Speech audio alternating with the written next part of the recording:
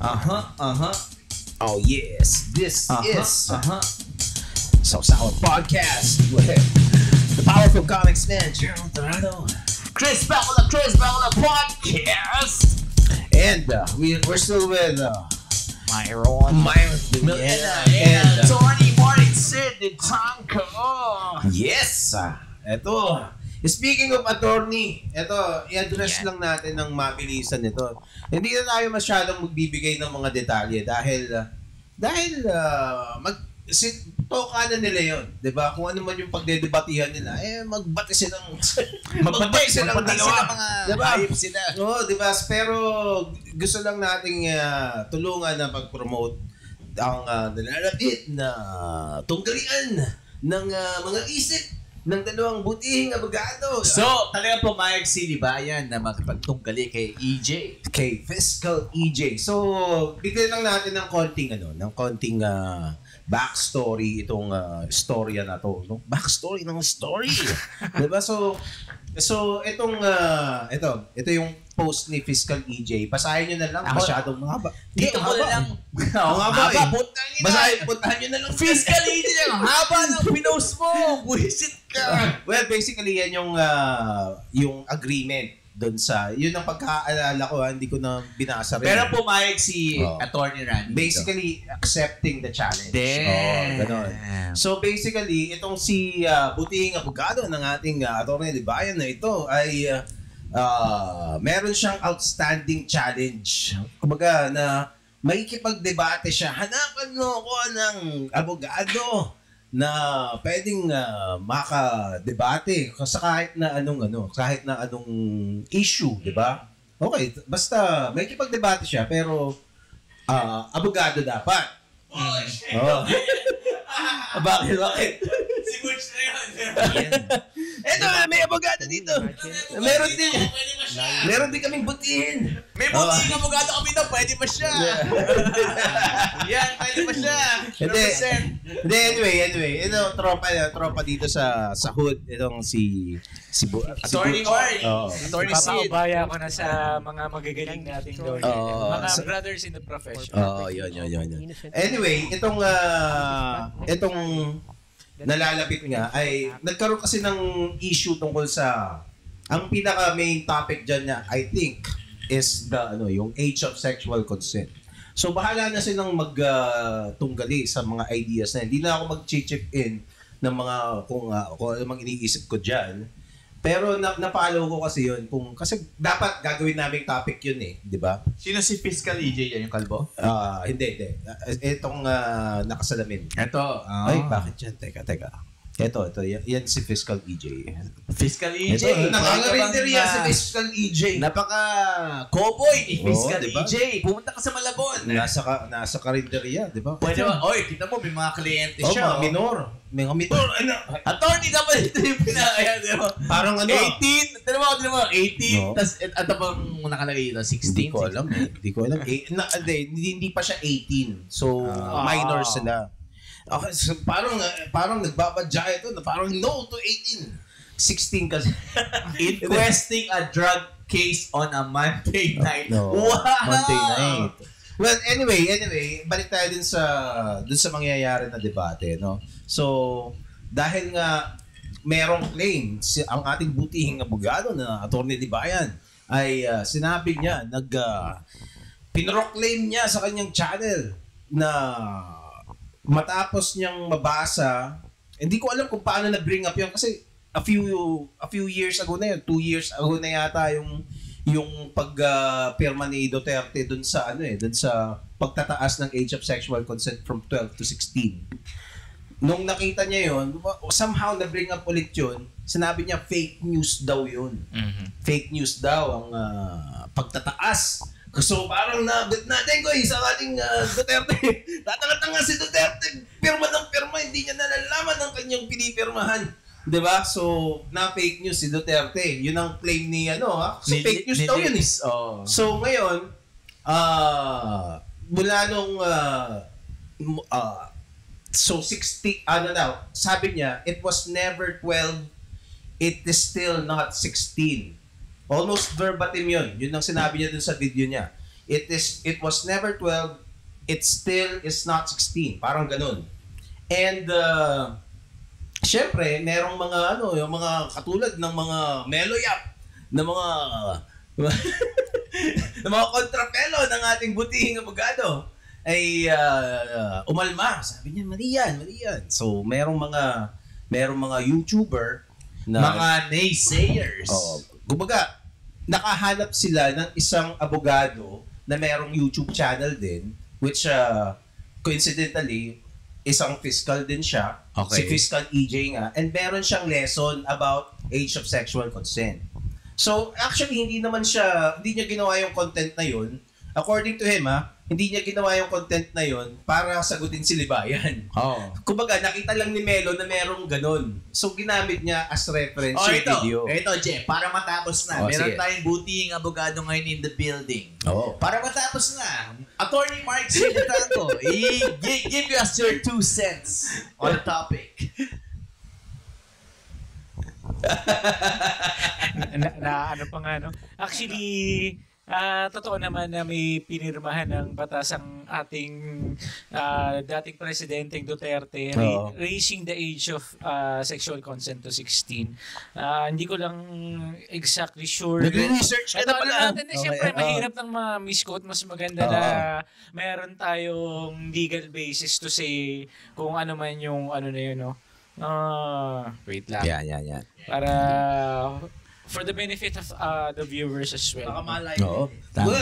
Alam mo, Kami na sa podcast, we are all facts. Alam mo, Tony, ikaw ay merong kagwapuhan. Wala ka bang balak mag...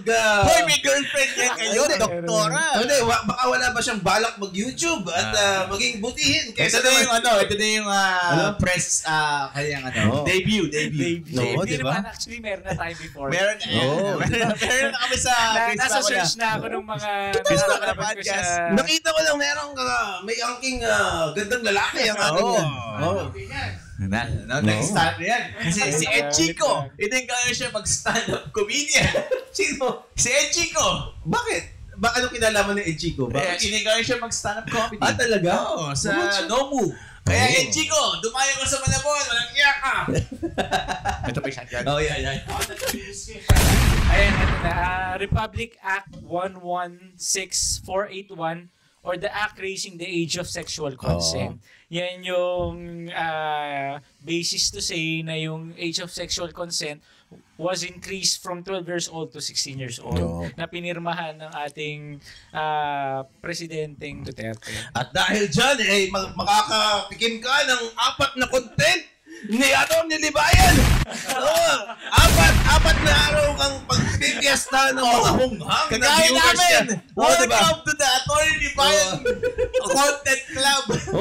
Humanda ka, Atty.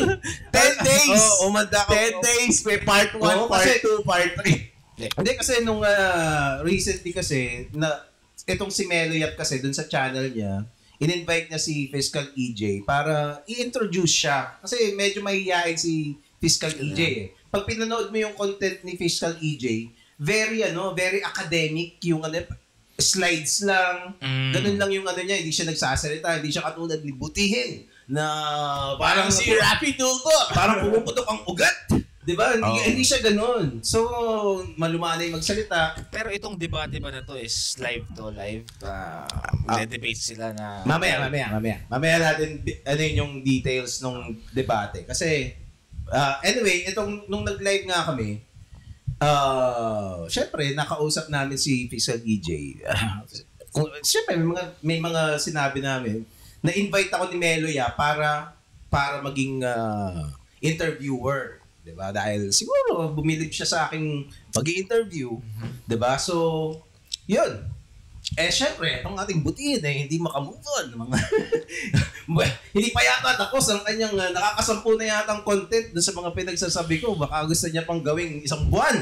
Ayos lang, butihin. Manadagdagan ngayon yan. No, yan. Sobra. Gawin mo, bigyan ka na ng 1 taon na content.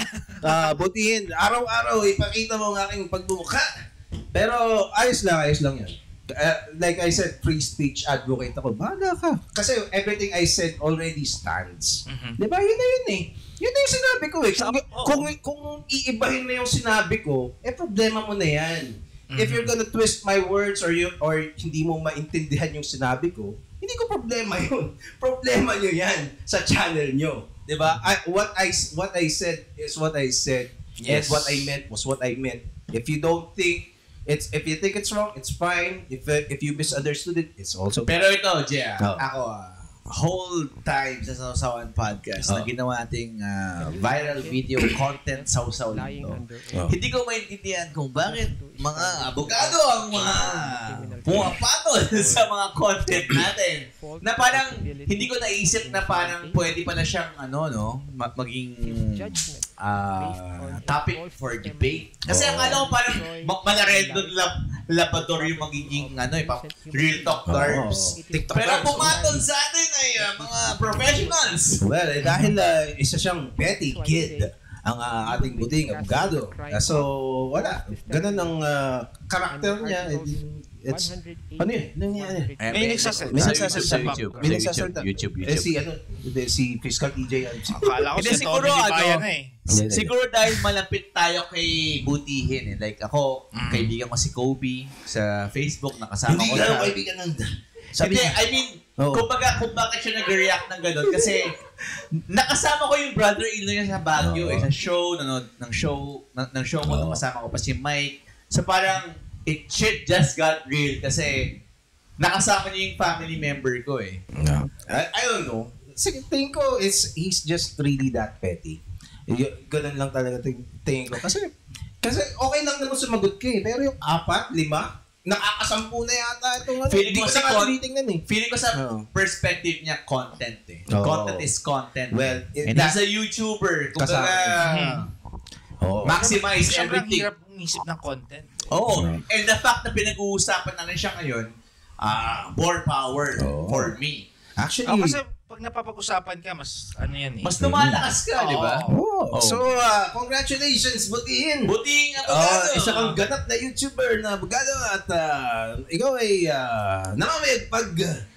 Pero ang amin lang naman, ka. Ang amin lang naman, tapat mo sa akin, Mike. Ang amin lang naman, tapat mo sa akin, Mike. Ang amin lang naman, Rani, hindi na kita kinausapin ng attorney. Ang amin lang naman, meron kaming kaibigan eh. Ang pangalan niya, Nico David. Yung bata na yan, takot na takot sa'yo.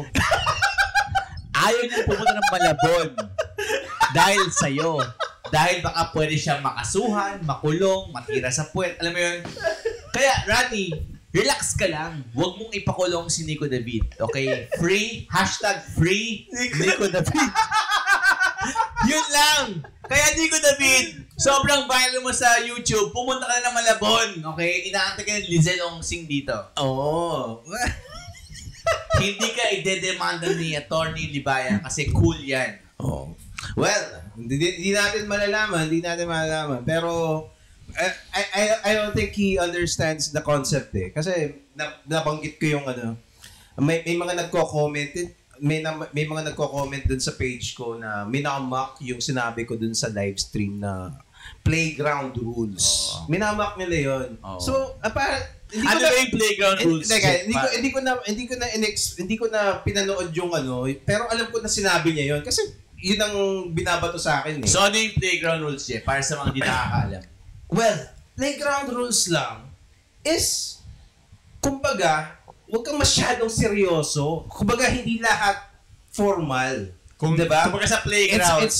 Sa playground, kasi ang nangyari kasi, nag-live stream siya kasi nakita ko na na i-content niya ako eh. Kasi nag-comment ako sa kanya doon sa isang video niya. Sabi ko, alam mo, attorney, mas maganda kung nandyan ako kumbaga send StreamYard link para hindi video ang dinedebate mo. Diba? Ako yung mag-usap tayo dyan sa live stream mo, diba? So, parang ganun. Hindi na essence. Hindi na verbatim yun ha. So, basically yun ang message ko. So, send StreamYard link. Pag-usapan natin ng harapan or at least online, diba? Okay na sa akin yun. And, well, long story short, din niya ginawa. Ang ginawa ko, inabangan ko siya sa live chat. Tapos sabi ko, habang nagla-live stream siya, send StreamYard link. Tapos minessage ko sa IG. Actually, nakaka-chat ko yan sa Facebook. Pero ayoko sa Facebook kasi yung asawa niya at saka siya, they share one account. Yeah. So ayokong madamay pa yung asawa niya. So anong take mo nun sa mga lalaking share same one account with their spouses? Anong take mo nun? Hindi, wag na yun. Pabayaan mo na sila sa trip nila. So, May ngayon, kilala akong doktor na ayoko nang sabihin pero may-ari ng isang ospital sa Valenzuela. Shares one account with his wife. And ang akin napaka-dubious naman itong lalaking ito. To share one account with his wife. Ano ba siya? Hindi ba siya faithful?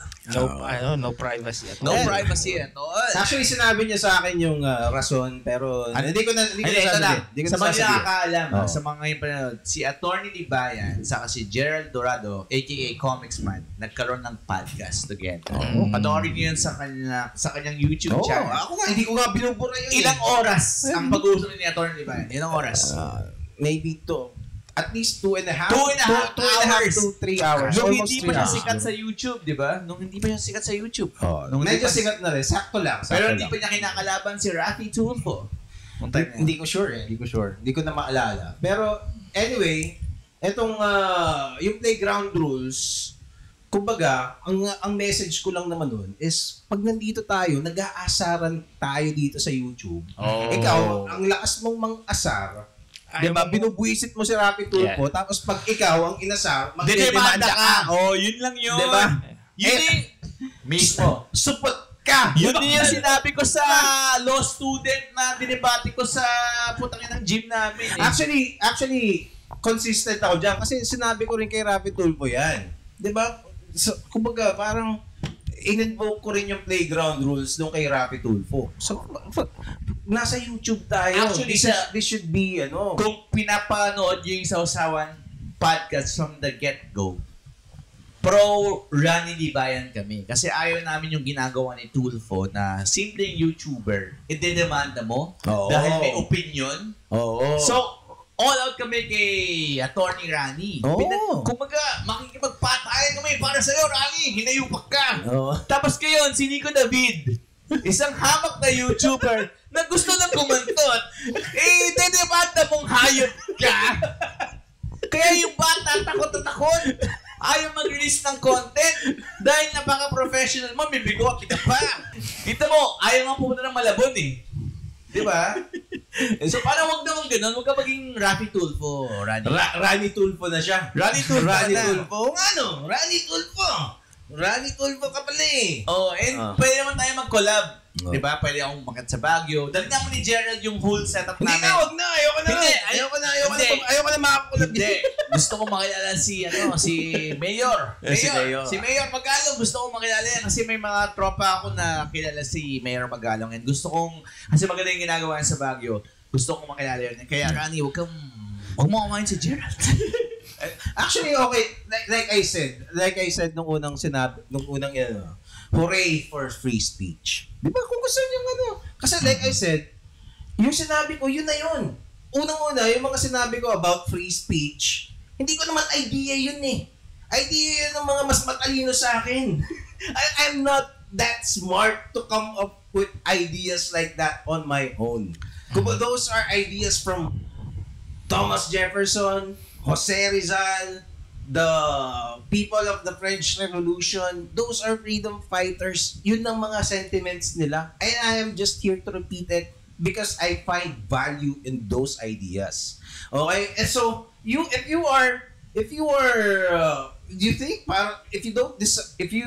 disagree with those ideas, and then bahala ka, di ba?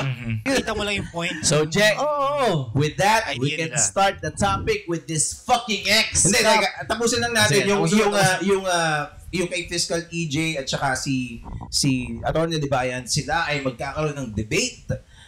Magdedebate sila September 16 ata. Official na to. Official. And pumayag yung dalawang panig. Pumayag. Well, may mga agreements na sila. Meron silang mga nilabas na agreements. And sana live. I think it's gonna be live. Pupuntahan namin yan. Basically nakuha nung Attorney Libayan Camp yung venue. Yung venue tsaka moderator. Okay, sige. Pupuntahan namin yan. Mga buwakan ang ina kayo. Hindi, diba? online lang yan. Online lang yan. Napaka-weak shit nyo naman. Hoy! Kobe! Wag! Kontakin mo ako! Taga Leyte kasi si Fiscal DJ. Sponsoran na yan. Sponsoran na yan. Si Idol Rafi, pwedeng ipali pa rin. Pero ito lang yun. Okay, so sige, butiin! Mayaman ka naman butiin! Bakit hindi mo pali pa rin yung kalaban mo? Rani! Sponsoran mo si Fiscal DJ. Papunta sa Baguio, kung saan man, di ba? Tapos mag-aabag kami ni Je. Sahod ko na, di ba? Sahod ko na. Kung sino yung audience na pupunta, kami na bahala. Naku, hindi papayag yan. Promote namin yan. Well, ano pa man, kung ano man ang kahiratnan yan, basta magdedebate sila about age of sexual consent and maybe a few other things. Let's just wait. Okay? Wait and see. Okay, so tapos na yan ha. Okay. Tayo sa topic natin. Okay. Okay, ilang minutes na ba yun? 10, 20, 22 minutes. Okay, ito. Itong topic natin, hot topic to. Meron kasing ex-cop na nanutok ng baril sa isang siklista. Yan. Ito ang just because you can doesn't mean you should. Oo. Yan. Hindi ko nawala yung... Kasi nagpapakita mo yung video. Nagalit siya. Meron siyang baril sa kotse. Ayan o, kupal o. Yan yung nag-viral na una. Ayan.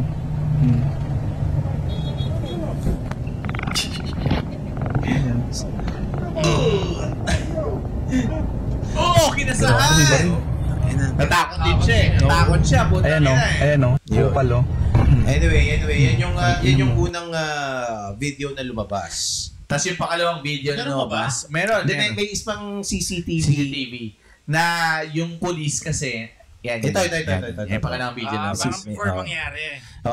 Yung ibang angle. Yung buong angulo. Yung buong angulo yan. Ito. Sige, play mo. Nasa bike lane siya, diba? Nandito pa yan. Sarap na mga sakyaw. Bigla niya pinato. So, sino mali? Ngayon. Hindi nakita tayo. Sabay pag ano dyan, tututukan na niya ako ng baril sabay bato. Pumunta niya sa loob ng bike lane kasi. Hindi ka. Oo, yeah. Yan. Hindi yung nakaiwas sa bato. So, wala pa yan. So, yan. Sarap na mga sakyaw. Ayan siya. Bigla niya pinato. Okay, sa bike Ito lane. yung bike. Ito yung biker. Ayun, tapos Siyempre, hinarakan niya pa. Ayun, sabay pag ano dyan, tutukan na niya ako So, ng sino baril mali? sabay bato. Before press na dumating dyan, Nagkikita Oo. na. Kaya sinadya nung Police. police na umarang sa bike lane. Then, umiiwas yung nakabike, di ba? Inano niya pa rin, sinundan niya. Ako feeling ko ito yung nagbabike, nasa bike lane lang siya. Tapos syempre yung police, para makaiwas sa traffic, ginamit niya yung bike lane. Hindi. Feeling ko hindi ganun. Well, hindi na siya police. Okay? Klaruin natin yan. Ex-cop. Ex-government employee ata. Okay. Pero, tingnan mo kasi ngayon meron kasing batas ngayon na pag bike ka or motor ka, hindi ka na Dapat pwedeng nasa dumaan lane mo. sa bike lane. Oo. So, lahat sila nagrereklamo, ba't yung mga kotse? So, anong ginawa niya? Dumaan siya sa bike lane, di ba? Yung coaching to. Nag-bike lane siya. So, doon pa lang, X na yun, di ba? Pero dito sinadya niya yun eh. So, kahit na sinadya niya yun, dumaan ka pa rin sa bike lane eh. So, parang X ka na doon. Kahit ito pang rason mo, kahit kupal yung bike kasi kanina, dumaan ka sa bike lane eh. Para angasan lang yung nagbabike. So, doon pa lang, mali na siya. Yung X-Cup na yun Pero dito hindi naangasan eh. Parang talagang hinaharap. Hinahabol siya. Pero sa video na to, regardless kung wala naman tayong video nung una, di ba? Sa video lang na si May Stevie. mali talaga yung kotse. Mali yung kotse. Yun. Sa video na to, na evidence, alam mo ng mga abogado, di ba? Walang evidence. So, sa evidence na to, pumunta ka sa bike lane, hinarangan mo yung bike, mali ka. So, sa video, mali yung X-Cup. Oh. Kasi siya naman talaga mali eh. Well, unang-una, let's say, kupal yung bike. Let's say, nagkamali. Actually, yung kung ganun lang, simpleng traffic violation lang yun eh. Ang pinakang big picture dito sa issue na to is yung road rage. Yung diba? paglabas ng baril pa lang. Yung pag-i-snap mo, yung palang paglabas mo pa lang ng sasakyan, di ba? Tapos posture ka pa lang, magmumura ka pa lang. Mababatok ka pa, even. Oo, di ba? Kasi parang, sige, nagmumura ka. Pero binatukan mo yung nagbabike.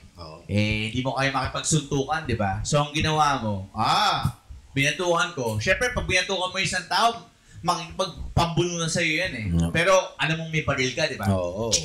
Sige, lumapit ka. Lapit sa'yo yun. Hindi na. Matik yun. So, ang ibig ko sabihin ito, alam mo may baril ka, so ibig sabihin matapang ka na. Yun na nga. Yun ang Yun yung nangyayari ngayon. Yun ang pinakita niya. Next ka. Yun ang nagbibigay ng bad image sa mga responsible na gun owners. Ayan, si Myron ay isang gun owner ka ba? So can you give some insights on what it is like to be a gun owner in the Philippines? Actually, kasi bago ka talaga makakuha niya, kuha ka ng LTAP, license to own firearms. Tapos, may neuro yan eh. Yun nga, magsa-seminar kayo. Para, syempre, talagang mahirap eh. Kasi hindi lang yung safety ng nasa paligid mo eh. Safety mo rin eh. Kasi ang baril, anytime yan pwedeng pumutok eh. Tsaka pwedeng maagaw sa'yo yan. Pwedeng maagaw sa'yo. Pero yun nga, ang daming kaya dapat talaga bago ka kumuha ng baril, alam mong alam mo yung kakayanan mo na yung kung paano mo i-control. Kasi syempre sometimes talagang tataas yung ego mo eh pag may baril ka eh, di ba? Usually lahat ng Pinoy ganyan eh. Pag nakakuha ka ng baril, ano yung unang sinasabi sa'yo? Ano yung sa seminar, pag nag-seminar, ano yung responsible? Ano yung paano maging responsible? Kasi wide yung responsible eh. Like sa mga physical exam or sa questionnaire, ano yung mga questions? Ano yung specifics? Yung neuro, usually, kung ano yung questions yun, normal questions. Like, how do you, kung kailan mo dadalhin, kung kailan mo pwedeng bunutin, kung kailan mo pwedeng iputok, ganyan. Actually, ayun nga eh. Hindi naman tayo katulad sa US na lahat pwedeng bumili ng baril dahil for self-defense. May Second Amendment. Oo. Yun, talagang hindi mo pwedeng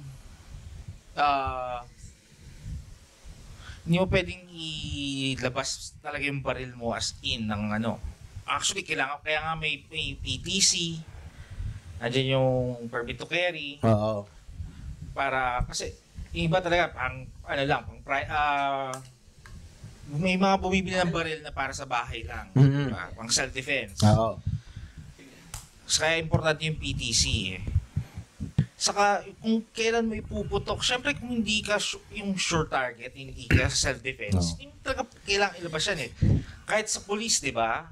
Ano yan, last option mo ilabas yung baril eh. Kumbaga maximum tolerance. Maximum tolerance. Wait. Pag bumili ka ng baril, gaano katagal bago i-release yung baril? Kailangan ba nakapag-seminar ka muna o bago i-release or what? Ngayon, basta may LTAP ka, pwede ka, depende yan eh. May process yung lisensya ng baril. Kaso may mga gun store na so, pwede kang pagbilhan ng baril, pero nasa sa'yo niya kung kukuha mo ng lisensya o hindi? Hindi, kailangan yun. Kasama yun. Oo, kasama yun. Kasama yung lisensya. So, hindi ka pwede bumili ng baril kahit may pera ka? Hindi, oo. Kailangan mo number one. Kailangan mo number one yung LTAP. Let's say pupunta ako sa gun dealer, di ba? Gaano ko tapos may binayaran ko na.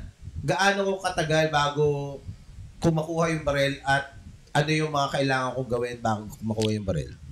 Depende, may mga gun store na real time makukuha mo eh. Basta kumpleto ka na ng LTAP okay. may mga pipirmahan ka na doon, yung license. So, advisable ba na mag-LTAP ka muna bago Hindi, muna? yun talaga, ang number one. Hindi ka makakuha ng baril, walang LTAP. Pero yung training, yung proper gun handling, kailangan ba yun? Actually, hindi na yun. Hindi pa yun. So basta may LTAP ka lang. Kahit wala ka pang gun training na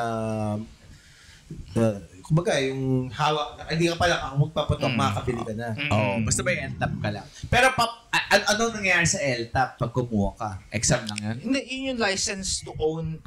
So babayaran mo lang siya, tapos pwede ka na bumili. Doon, may ano yun eh. Yun nga, kailangan mo kasi ng euro doon. Exam.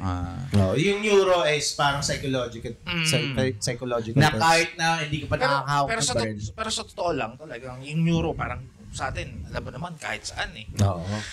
Parang wala lang yung exam na yun eh. Parang formality lang yun eh. So parang kunwari gusto ko magkaroon ng baril, LTAP, tapos kahit hindi ko pa kaya humawak ng baril, kukuha lang ako ng ganong shit. Tapos, matik, ito na yung requirement ko. Pagbilang mo na ako ng baril. Pero hindi mo pwedeng dalhin kung saan yung baril mo. Kasi kailangan ng PTC. Oo. PTC, permit to carry. Kasi naisip ko ang daming gun dealers ngayon sa Metro Manila. Ang dami ko na nadadaanan habang nag-drive ako. Ang akin lang, malamang itong mga to, pag may pera ako, kung may 50K ako, di ba? Bili ko yung baril, pagbebentahan nila ako. Tapos, sila gagawa ng paraan para makakuha ko ng LTAP. Yun, pwede. Sila mag-aasikaso. Di ba? No, pwede yun. Pwede naman yun. Basta gun dealer, sila mag-aasikaso. Sales yun eh. Ano yun? Saka yung tanong ko. Saka ang LTAP, may ano yan eh, may levels yan eh. Kung ilan yung pwede mong na baril eh. I-own na baril eh. Kasi ito ahente point of view ko lang to Kunwari ako yung gun dealer, tapos may mga hinire ako na agents, tapos kunwari mayroon akong willing bumili ng baril, mayroon siyang pera na willing siyang magbigay. Kukunin ko na yung pera, na yung baril mo sir, pero yung LTAP mo, ako na bahala mag-asikaso. Mauna yun, bago mo makuha yung baril. Hold mo na, ano yun, sa'yo na yun, nabayaran mo na. Bibigay sa'yo? Pero nasa kanila yun, nasa kanila lang yun. Hanggat hindi nare-release yung LTAP pero, mo. merong tendency na pwedeng gawa ng parano, sige sir, sa'yo ako na bahala. Hindi. Wala. Hindi. Ewan ko pero... so nagkaroon ka ng baril, talagang kailangan LTAF muna. Oo naman. Siguro... Saka, bago ma-release yung baril, yung license ng baril, kailangan na, na yun eh. Na-release na yun bago makuha talaga. So nung una kang pumutok, kumbaga may LTAF ka o wala? Nung una wala pa kasi, sama-sama lang ako. Kasi may mga, naman talaga yun, pwede ka mag-rent, di ba? Kasi kaya ako sinasabi to, yung to own, yung police na nasa video, hindi raw sa kanya yung ownership ng baril. Tama ba, attorney? Hindi sa kanya? Hindi sa kanya nakapangalan. Hindi sa kanya nakapangalan. Yun ang alam ko nga yung nakapanood ko eh.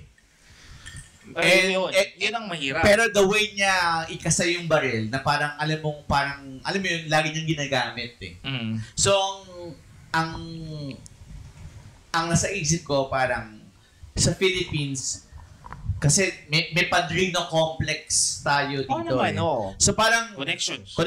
And may mga tropa ako, may mga baril na wala namang lisensya, pero may mga baril lang sila eh. Pwede ka namang mag-firing nang wala kang baril eh. Kila ka. Pero yun? Hindi, may mga tropa ako, may mga baril. Meron sila mga baril, pero walang LTAF, wala silang... Illegal. Illegal diba, yun. Illegal firearms. And normal sa Pilipinas yun. Naman, hindi marami talagang ganon. Marami may makakaya tayo ng mga tropa na may mga ganon, di ba? May mga baril na hindi lisensyado, na di dumaan sa proseso. Ang ibig sabihin, dahil kaya mo nang bumili, bibigyan na sa iyo yung sa data na yun, di ba? Pero yun? Legal. So, pero yung sinasabi ni, yung proseso, ang tanong ko dyan is, yung legit na dealers, siguro mahirap ding makakuha ng lisensya for them, yung dealer's license, di ba? Depende talaga. Depende rin sa baril na bibilin mo. Kasi may mga naka-ready na yan eh. Pero usually yan, process mga 2 weeks, month, umabot. Ano ang pinaka mataas na kalibre na pwede nang bilhin ng ng mga civilians dito sa Pilipinas? Hindi ko pa ganong alam yan. Ito, anong Pero alam ko, hindi sa atin pwede yung full auto. Wala sa ating pwedeng may full auto na civilian. Semi-automatic lang, gano'n. Actually, semi-automatic hindi rin. Hindi rin? Pero nakapunta ko na ng semi-automatic. Hindi. Full auto wala rin. Yung PCC namin is ano yun eh. Which is PCC is pistol caliber carbine. AR-15. Pwede ba dito yun? Kasi ito. Dati, meron akong girlfriend, tas yung hobby kasi Pfizer siya eh. Yung hobby ng kanyang doktor sa Makati, firing. Nakaputok siya ng mga ganyan, semi-automatic. Oo, pwede. Hindi, kasi sa mga ibang firing range, meron yan, mga ano sila doon eh. I-rent mo yung mga barrel na yan. I-rent mo yun. Pero yung to own fully automatic, hindi pwede sa atin yun. Sa firing range. Pero nakaputok ka na ng mga ganun. Mga semi. Usually yung ano lang talaga. Kasi kami naman usually for yung sports shooting kasi sa amin. Ako kasi nung Jason... Sige. Yung mga ganun, mga leisure shooting yun, lang. Ako kasi Sige, ano yan? Sige, ito na yan. Ako kasi, may mga tropa akong bumibili ng mga high-powered na mga armas eh. As in talagang high-powered eh. Na minsan parang di dumadaan sa, LTAF. Di siya dumadaan sa LTAF. Parang negotiation lang na parang, oy, may connection ka dito? Sige, kailangan ko ng ganitong baril. Ito, ito, ginugel, ito, only Class A light weapons, firearms not chambered in a caliber exceeding 7.62 millimeters or capable of fully automatic fire are allowed to be registered by licensed and or juridical entities for ownership, possession, and concealed carrying. Concealed, Concealed. Tanong natin si attorney. Go, attorney. Take mo dyan. Kasi dapat meron siyang baril eh. Kasi abogado siya. Oo nga, Yun lang yung gusto ko malaman. Actually, for lawyers like myself, meron lang, not necessarily kailangan mag-own, no? Pero may some sort of leniency sa pag-acquire namin ng license to own. Tsaka yung sa LTAP, for one, mas mababa, I believe, yung binabayaran namin. And yung urgency itself kasi isa yan kasi sa mga tinitignan before you can own a firearm eh. Yung urgency or yung threat to oneself before ka issuean. For normal citizens, hindi ka basta-basta i-issuean ng license to own firearm if wala namang threat to yourself, no? Kasi parang, syempre, kaming mga abogado, in the profession itself, they see na we have to be able to defend ourselves, especially with the nature of the job that we're doing. Kaya merong leniency sa pag-i-issue ng license to own and yung sa pag-acquire ng LTAP. So, yun yung sa amin sa mga abogado. Pero ito yung question ka kay Attorney Sid. So, bakit ayaw mo mag-own ng baril? Well, I don't see the need for itself for me to own a gun at this point, no? Well, for one, marangal naman tayong nagtatrabaho, wala tayong sinasagasaan tao, kaya hindi ako naniniwala dun. At the same time, mahirap kasi yung you are armed with a firearm na yun nga, kaya meron tayong neuro exam for you to be para ma-determine, hindi lang basta-basta sinet yung rule na yan just for the sake, no? Kasi ang dine-determine yan for you to be able to determine kung ikaw ba fully equipped emotionally, physically to own a gun, yung hindi ka trigger happy, no? Iba kasi yung mindset mo pag ikaw mayroon ka ng baril, hindi mo masabi, kumbaga, passion, heat of the moment, passion of the moment. Like, for example, no, yung mga typical rage roads natin, hindi mo masabi yung circumstance or moment na yun na huhugot ka bigla ng baril. Ako, for myself, I don't see the need for me to own a gun. Tama. Ito, Imay, since you are using a gun, may mga event ba na parang gusto mong paputokan ng tong taong to? Wala. Never naman. Kasi ako naman talagang inano ko pa lang eh. Bata pa lang ako. Si Airpat is, yun nga, parang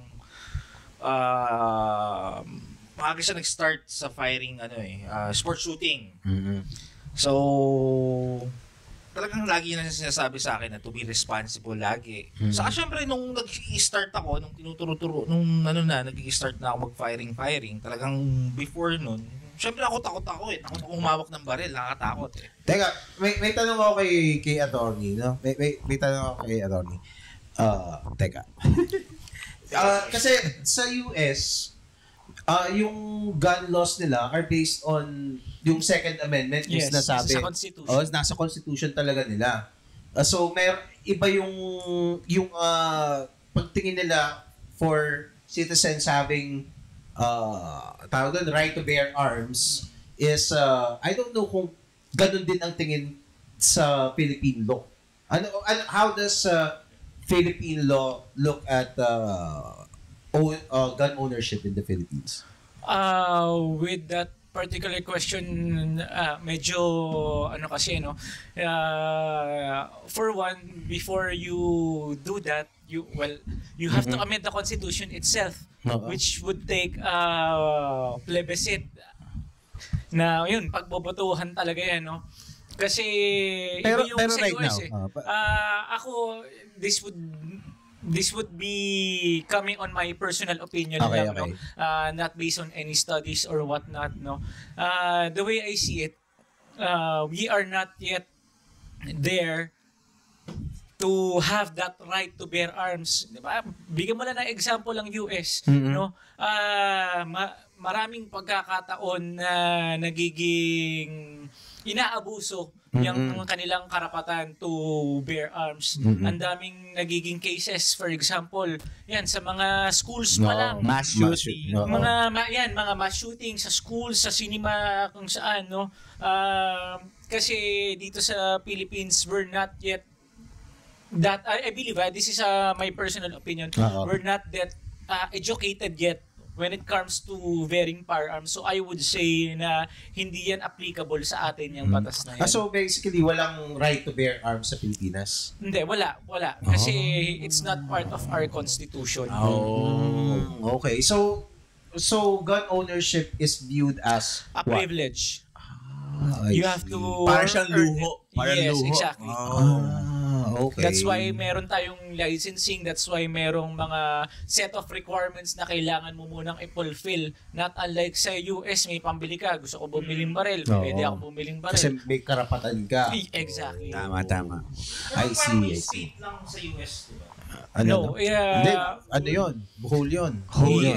It's not a federal law. It's it's part of the Constitution itself. Second Amendment talaga. Well, yung Second Amendment, just to give a brief description about it.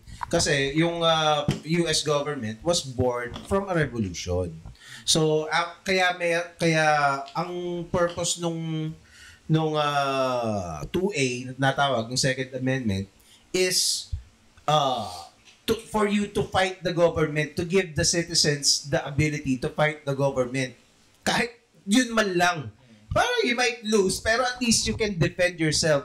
Even if let's say, in the chance na, let's say, naging authoritarian yung government, pwede kang mag-class, pwede kang lumaban. Kasi ganun ang nangyari sa kanila. Naging authoritarian naging oppressive yung crown, yung mga British, kasi dati British colony sila eh. Naging oppressive yun, and the people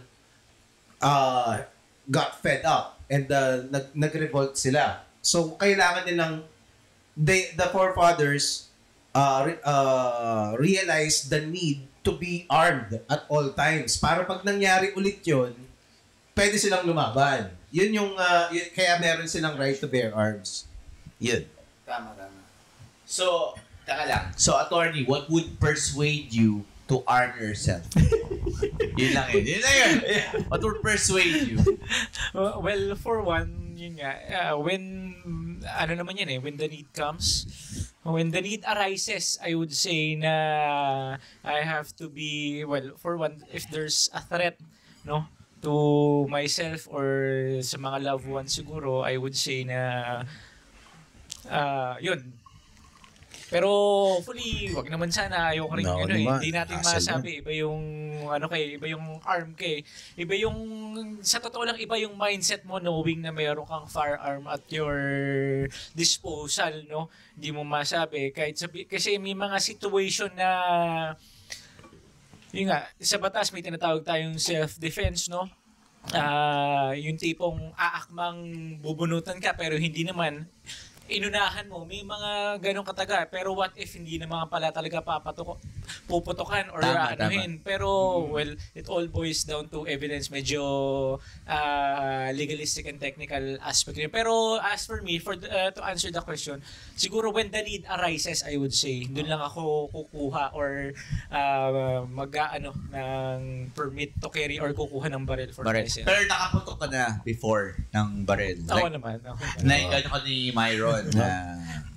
Pero si Myron kasi parang leisure shooter, di ba? And sa bahay mo may baril ka na pwede mong pulutin anytime. Like kung nag-aaway ka, parang pwede mong paputokan kung gusto mo. Pero hindi ko naman inisip yun na parang doon gagamitin. So yun nga yung kaya kailangan yung psychological Pero test. to be fair kasi si Imay, since nung college student pa siya, never pa siyang naging ganun. Yung aggressive na parang siya parang parang kung bibigyan mo ako ng problema, i-handle ko lang to. 'Di ba? Hindi siya yung parang gago ka. Kaya butuhan kita, hindi siya. Kaya yung Chris Bacala, wag kang palok-lok dyan. Kaya hindi nga ako pwede magkaroon ng Shotgun mo. Kasi shotgun mo. Pag ako nag-moral, shotgun yan. Ayop na yan. Pero Imay, bakit ka naging interesado sa firing? Actually kasi yun, which is business din. Daddy mo. Yeah, CR pa talaga.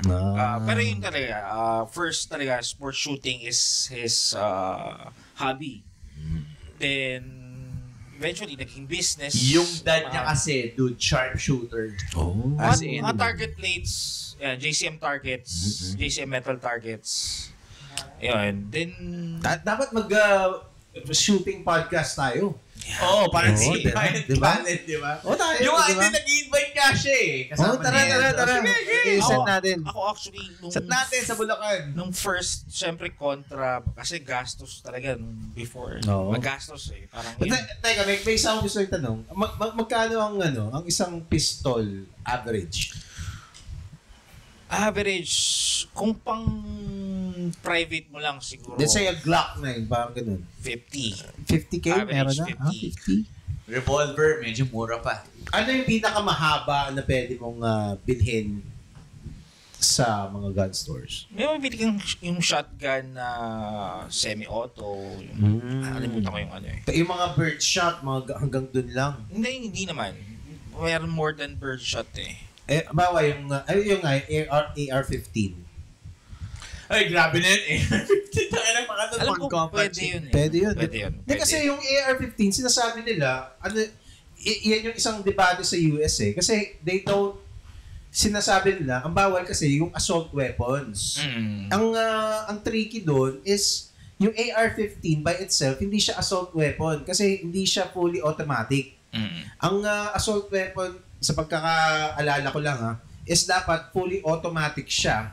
And also, pag yung AR-15, yung bear, pag nilagyan mo yun ng, let's say, yung grip, na basta mga attachment at saka yung mga telescope, 'di ba? Mga scopes at saka yung mga tawag dito yung sa stocks. Pero hindi basta nalagyan mo ng mga attachment 'yon, magiging assault weapon siya. Ito lang tanong ko sa lahat ng yan.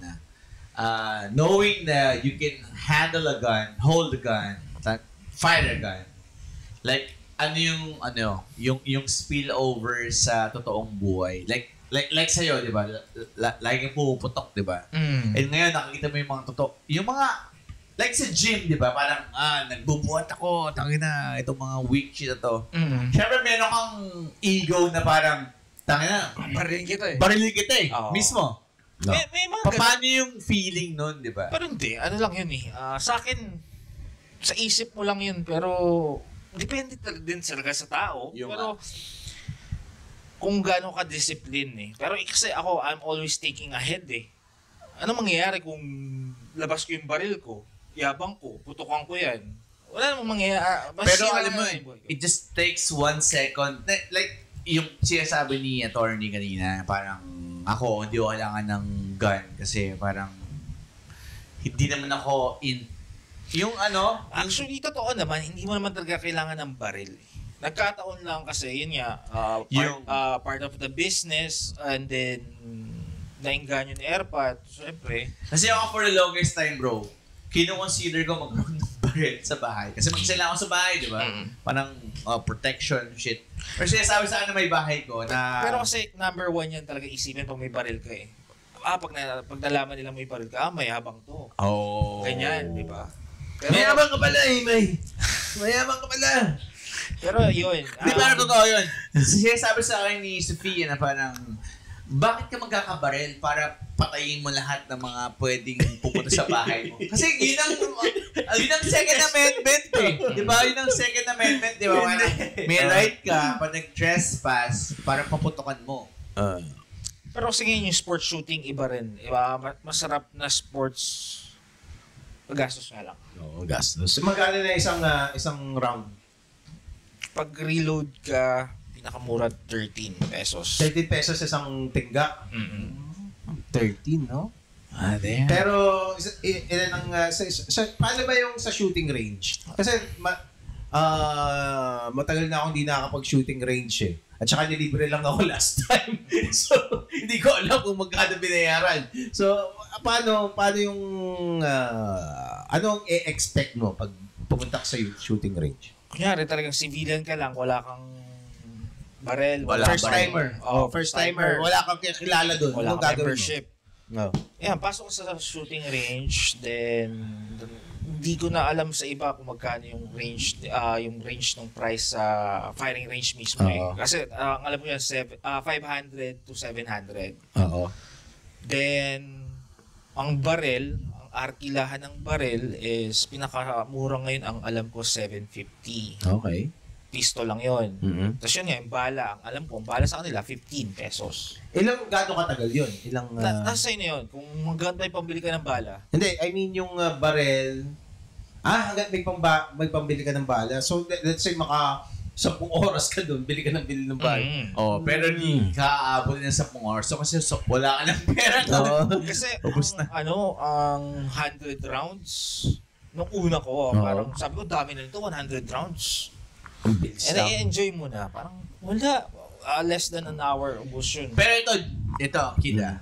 Nice mo bang pumatay ng tao? Hindi. Puputok ka ng baril eh. Of course, makakapatay ka ng tao. Ini-imagine mo ba yung mga kaaway? Hindi. Yung nga eh. Di ba parang puputok ka ng baril, eventually, gagamitin mo in real life yun. Sa tao? Sa tao. Kasi, siguro, life and death experience, alam mo yung mga train nito, yung mga tactical shit na parang tumatago ka pa. Hindi imagine may tao sa harapan mo na papatayin mo, di ba? So, gusto ko lang malaman. In real life life and death situation siguro. So, tao, papatayin mo yung pero yung galit ka lang na depende siguro sa pag-aaway. Diba? Si Chris Mako, hindi pa pasasal ito. Hindi talaga ako masala. Puta na. Shot. Dehado sa sa neuro. Pumuputakot ko lahat. Bagsak agad. Puputok lahat sa mukha. Barinig ka sa mukha. Hindi, pero, we would like to take this episode as a learning experience na ito, responsible gun owner at isang pwede maging gun owner na declined yung idea na I have to own a gun. Like abogado, di ba? Na parang yung kanyang buhay in grave danger pero I refuse to have this metal Hindi naman in my grave hand. danger. Wala pa naman. Wala pa. Hindi mo pa alam yung mga kaso na handle yan, Jer. Parang hindi mo masabi na ayoko na i-mention. Pero I mean, para yung restraint na sabihin ni attorney na hindi mo kailangan ng baril. Meron ako isang friend na na attorney. Actually, asawa siya ng friend ko. Hindi ko pala siya friend talaga. So, itong attorney na to, nagdadrive siya, no? Minsan, may mga kaso siya na matindi May mga away na kumbaga may nakakatakot din. Tapos, minsan nagdadrive siya, tapos biglang merong dadating na na motor na katabi niya, tatabihan siya sa stoplight, tapos biglang tigil. Maparinig ka Na daw talaga siya Maparinig ka. Di ba parang Siyempre, kung depende siguro kung alam mo may mga death threat ka, talagang mapaparinig ka. Oo. Pero yun na, ang sarap ng sports shooting, nakakatanggal ng stress, exercise din. Kasi sa sports shooting, hindi lang naman yung physically na... Ito. Malaki na bang muscle ng daliri mo? Sorry to. Yung mind kasi ang talagang kasi ang pinag-aaralan mo doon yung, kasi may mga stages, di ba? Paano maging sharpshooter? What does it take? Yun, hindi pa ako sharpshooter. Pero sabi ng airpod mo, tingin mo. Ano ba? Paano magiging what qualifies to be a sharpshooter to begin with? Yung sight, yung talaga proper gun handling talaga. Kala man dali lang pero ang hirap Meron kami rin kliyente. Hindi. Sa Malabon. Naging pangalan niya ay si Doc Chow Yumol. Si Doc Chow Yumol pumatay ng mayora sa Ateneo. Huwag mong ikwento yan! De Manila University at pinatay niya. Ano? Pinatay niya si Mayora at ang nabaril niya ang kanyang anak. So, si Chow Yumol is a gun owner. Abogado to? Doktor. Doktor. Sorry. GP siya sa Mindanao na tinanggalan ng lisensya kasi nakaaway niya yung mayor nung Basilan. At ngayon, hell-bent on revenge itong si Doktor para patayin yung umapi sa kanya, di ba? Para siya si Batman. So parang, ito lang yun, di ba? Yung nakapag-possess ng high-powered weapons para patayin tong mayoram to, di ba? Parang, what can stop you from killing someone sa Pilipinas? And, tingnan mo doktor to hindi naman to police, di ba? Yung kumasa nung baril doon sa siklista, ex-cop, di ba? Di niya napigil yung emosyon niya How much more itong doktor na to na actually pinatay niya Pinagplanuhan niya, di ba? Parang, so ang ibig ko sabihin nito,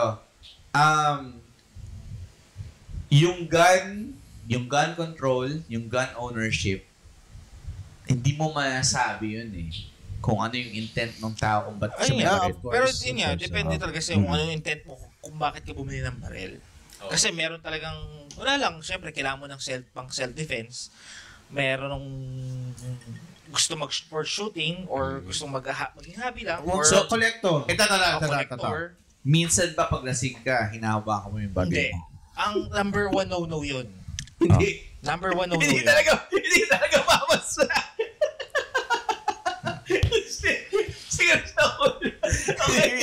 Bakit mo? Scarface lang. Minsan di-hits mo yung baril mo kasi parang lasing ako, gusto ko Hindi. Saan ba nakalagay yung baril mo ngayon? Sa kwarto. May batas ba? Kasi Hindi. Gusto ko malaman yung kaisipan ng, like kunwari, dude, meron akong PS5. Oo. Na nandyan lang sa bahay ko. Oo. Hindi mo bisa gusto kong laruin. Oo.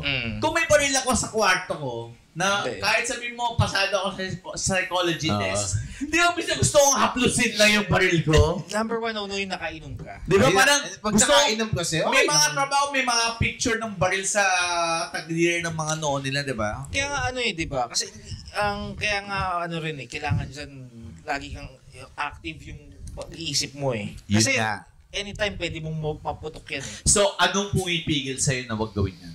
Yun nga, syempre takot pa rin ako na kung ano mangyari. Kahit alam mo alam mo yung safety, alam mo lahat ng kumbaga sanay ka na humawak, pero hindi mo pa rin masasabi yung disgrasya Kasi meron yung police, di ba? Parang, ano yun Kasi yung nagtitinis siya ng baril niya. Putok. Hindi. Pero ito nga yung ex-cop, dahil lang na-trigger siya, kailangan niya ikasa yung baril niya. Yung nga yun Oo. Na-train siya. Saltik yun. And ikaw, civilian ka. Hindi ka personal, hindi ka guard, hindi ka police. What makes you better than him? Hindi ko naman sa better. Character niya. Yung character. Oo. Ano na yun, damage na yung nun, talagang Ako na yun And ako naniniwala ako na parang kung pumitik ka, gagamitin mo rin yung baril mo. Oo naman. Oo naman. May pitik ka talaga Mm-hmm. Pero yun nga, di ba? Bro, As much as possible, no, di ba? Parang, Di ba yan nga yung sinasabi ni Musashi, di ba? Na parang, if it's better to be a warrior in the garden than a gardener in a war. Di ba? Na, kumbaga parang, kailangan, you have that, kasi owning a gun, a firearm, or any weapon is power. It, kumbaga, exponentially increases your ability to harm people Oo, diba? tama. So when that happens, kailangan mong i-harness yun. Kailangan meron kang mental fortitude to be responsible and to control yourself and to know, part of controlling yourself is knowing that you are dangerous diba? I am dangerous and you have respect on the danger that you can inflict on other people. So, once you have that, di ba yung sinasabi ni Jordan Peterson become a monster, pero control it. Yun. So, feeling mo sa stage mo ngayon, Mai, you can control that monster. Oo. Oo. Like, even sa worst part ng buhay mo, like kung sad ka, parang hindi ko papatayin yung putangina niyan. Hindi pa. Hindi pa. Okay. Okay. Sige. Hindi pa. Hindi pa. I know I can. Ano nga sabi nung ka-debate mo? Yung sa gym? I know I can. Just because you can, just doesn't mean you should. You should. Oh. Tama. Ayan. Sinabi mo, Jeff. So with that, we have to end the episode. Teka, cheers muna. Cheers. Napakahusay nito. Cheers, sa ating dalawang buting abogado, Fiscal TJ and Attorney Libayan. Good luck sa inyo and I am sincere with that. Sama mo si Mark Sinitang ko dyan sa buting abogado. Sana, abangan natin ang bagong challenger. Malay ko, may baka debate rin itong ating buting abogado. Malay mo, nasa ANC na siya, di ba? Diba? Pero itaas. Sa mga nanonood, ang mga umiinom din dyan, mas maganda kung umiinom din kayo. Cheers. Alright. Paalam. We are out. Peace. Yeah. Okay.